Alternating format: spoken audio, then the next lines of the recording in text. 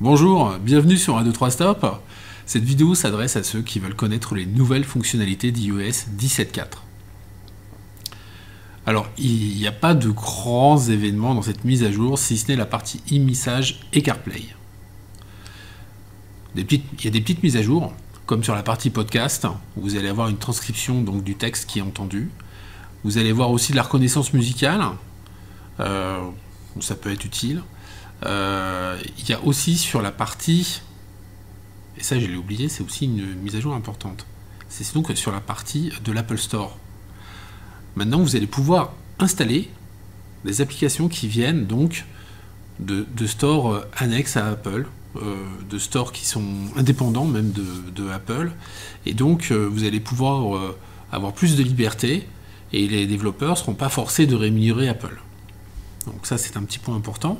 Et ce qui est intéressant, c'est qu'ils ont appliqué cette philosophie aussi aux moyens de paiement.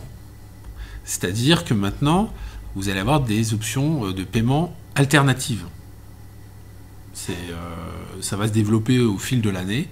Je ne sais pas si ça sera possible de payer en Bitcoin, par exemple, mais bon, pourquoi pas. En tous les cas, les banques vont se saisir de l'occasion, ça c'est certain. Et puis aussi, vous allez avoir un nouveau protocole, surtout de messages, un nouveau protocole de sécurité pour les messages. C'est vraiment la plus grosse refonte de e-message depuis qu'il existe. C'est-à-dire qu'ils ont voulu, plutôt que de faire un protocole qui est déjà crypté de bout en bout, comme Messenger ou WhatsApp, ils sont à peu près au même niveau, et bien là, on va rajouter de la cryptage pour pouvoir résister en fait à des méthodes de décryptage qui n'existent pas encore, qui nécessiteraient des ordinateurs quantiques.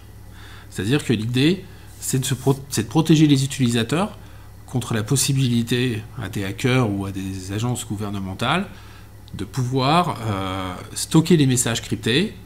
Ils se disent pour l'instant c'est trop fort, on n'y arrive pas, mais dans 5 ans, on aura donc les ordinateurs nécessaires et la puissance de calcul nécessaire pour décrypter ce qui a été stocké.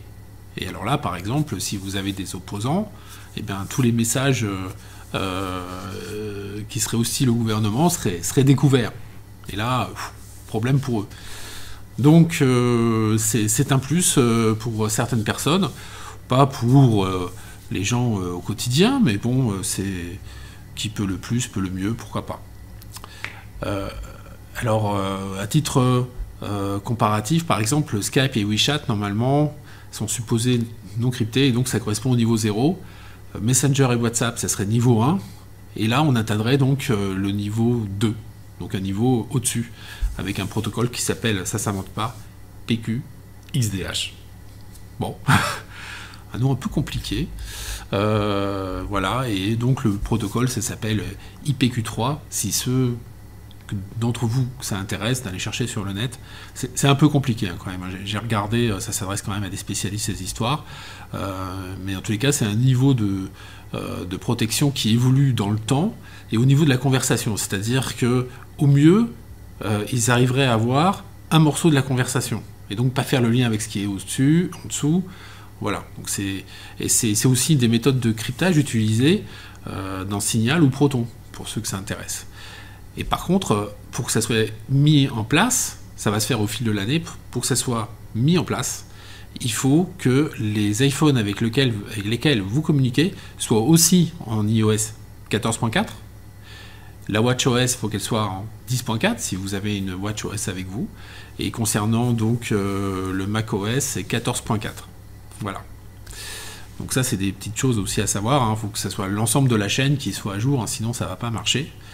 Et enfin, sinon, il y a une mise à jour aussi intéressante au niveau CarPlay. C'était une agréable surprise parce que moi, je l'utilise de temps en temps. On a des écrans supplémentaires. Voilà. Bon, bah écoutez, je vous souhaite une bonne soirée et puis j'espère à bientôt. Si ça vous a plu, n'oubliez pas de vous abonner. Mettez quelques commentaires d'encouragement, je suis preneur. Et puis, bah, si vous avez quelques questions, mettez-les en commentaire aussi. Je m'efforcerai d'y répondre. Voilà. Ciao, ciao.